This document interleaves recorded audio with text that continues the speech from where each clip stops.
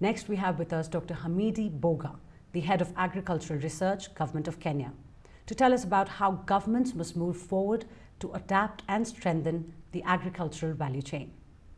Welcome to CNBC Africa, Dr. Boga. We are aware that climate is an issue in Kenya. Kenya is largely up to 85% or even more ASAL county. Every 5 years, we have some kind of drought that creates havoc with the livelihoods, especially in the communities in the ASAL region. So usually we have developed a national adaptation plan that goes from 2015 to 2030, and basically to provide a coordinated response to enhance resilience.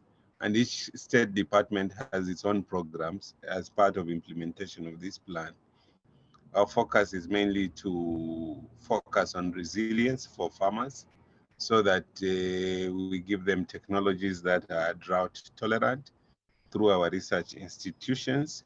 We invest a lot in water pans and water harvesting structures and construction of hay sheds and boreholes, especially in the most affected areas, so that people are not pastoralists and some farming communities are not badly impacted and are not vulnerable to climate change.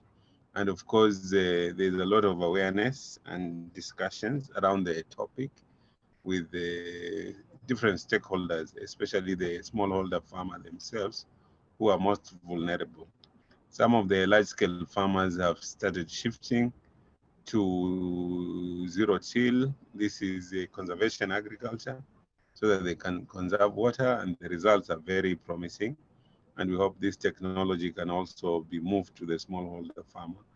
So it's not just a plan for the Ministry of Agriculture, it's a holistic plan, including a plan of restoration of degraded landscape, leveraging, of course, carbon credits where possible, so that people can be incentivized to embrace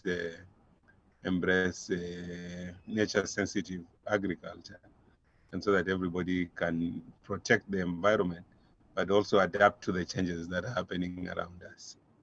How important do you think is digitization of the agricultural industry on the continent, and especially when such a large population is still disconnected?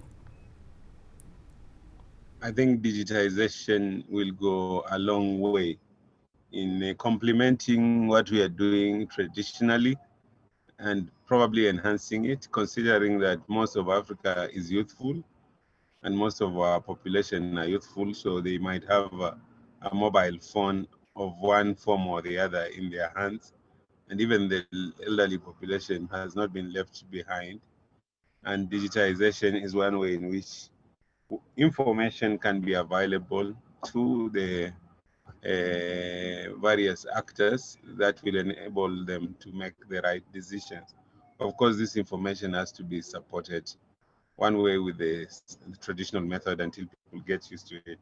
In Kenya, we have invested, for example, in a big data platform at the Kenya Agricultural and Livestock Research Institute organization, where it's a collaboration between organizations that deal with weather information and organizations that deal with farming agriculture, like CALRO. So what we have is an agro-weather app that is quite useful in tracking weather behavior over periods of like up to 1 week ahead. 6 days to 10 days ahead, people are able to see how the weather situation will pan out.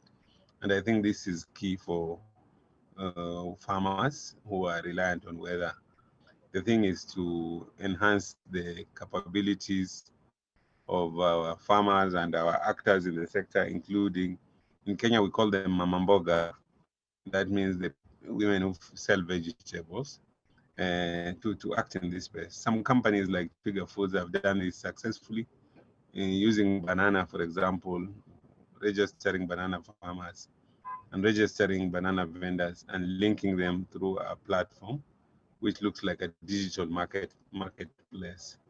And so there are opportunities for almost every actor in the sector to digitize.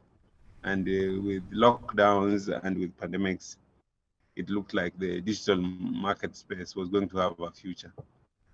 Already it has a future, but it made it even more urgent now to think about the digital marketplace, especially in some of the urban and peri-urban areas where literacy levels are high and access to mobile and internet services is also high.